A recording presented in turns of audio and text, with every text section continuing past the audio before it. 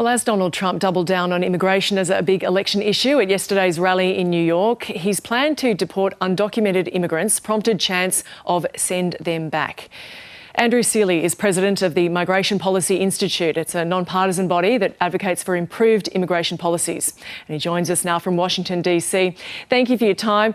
Now, Donald Trump wants to conduct the largest deportation in American history, as he puts it. How many undocumented immigrants are living in the US? How realistic is this pledge should he win office?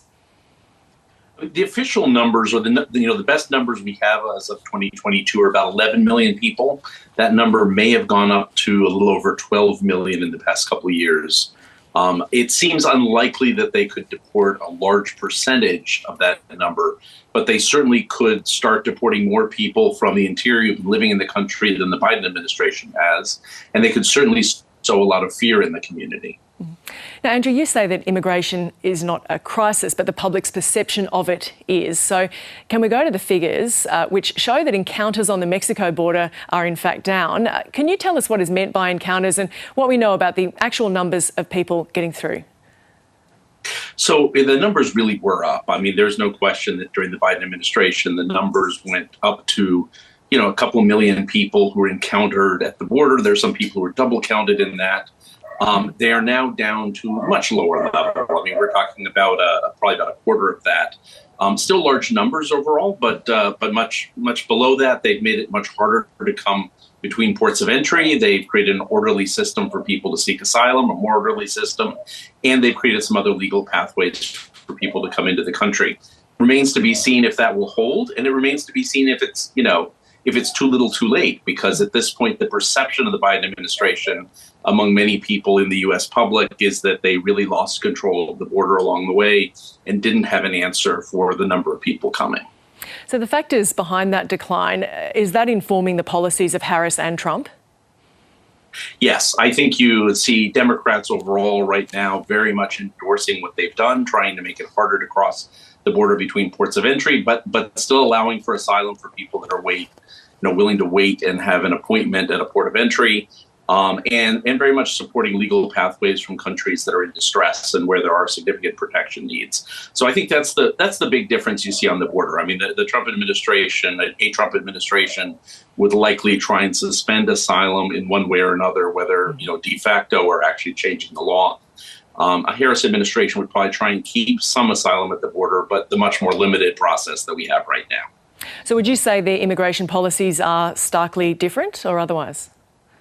Very much so. I mean, this is, the president or former President Trump has really leaned into the idea of deporting millions of people. Whether or not they can get to millions, I mean, certainly they will emphasize deporting as many people as possible.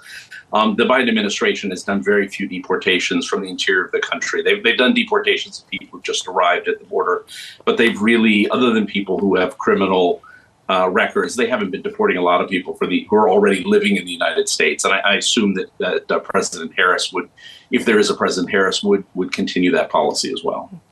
Rhetoric is very different as well. What did you make of the comments at Trump's rally yesterday by a speaker there comparing Puerto Rico to garbage and also the fallout that can come from that? It probably wasn't the politically the best thing for the Trump campaign. I mean, my sense is that they need Puerto Rican voters. They're key swing voters. President Trump has been making huge gains with Latino voters, including Puerto Ricans in the United States. And that's the kind of thing that could set him back and could help Vice President Harris, win a thin margin in the elections next week. Trump and his allies have been spreading conspiracy theories about Democrats bringing in non-citizens to vote illegally. Is there evidence of illegal voting by migrants in past elections?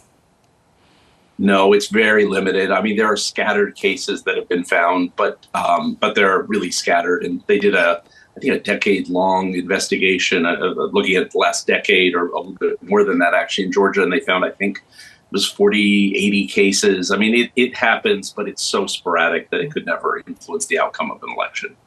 Finally, I mean, we don't actually use, national IDs. There's no way of making sure, and yet it doesn't seem to happen for whatever reason. And so in the way that voters are viewing Trump and Harris's immigration policies, to what extent do you think this is impacting their voting intentions?